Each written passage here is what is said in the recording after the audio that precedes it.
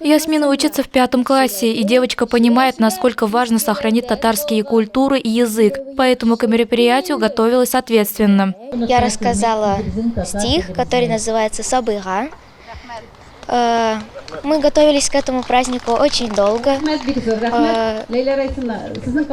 Я очень счастлива, что я живу в Татарстане, там, где родился такой знаменитый поэт Тукай. В 54-й гимназии подготовка началась заблаговременно, ребята защищали проекты. А сегодня ученики пришли в татарских национальных костюмах, мальчики в тюбетейках, девочки в колфаках. Мы стараемся с ранних лет привить любовь к нашей культуре, нашему творчеству, национальному творчеству. И стараемся, чтобы этот праздник остался у нас в сердцах, и мы не забудем нашего Тукая. В сквере имени Рената Гилязова уже 5 лет 26 апреля проходит праздник родного языка. Мы тоже все выросли на произведениях Габдуллы Тукая с детства.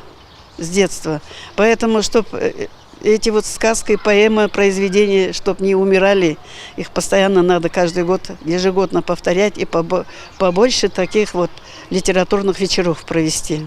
Ученики и учителя читали стихотворения на татарском языке, а в завершении мероприятия все вместе спели песню «Туантель». Это своеобразное признание Габдуллы Тукая в любви к родной культуре.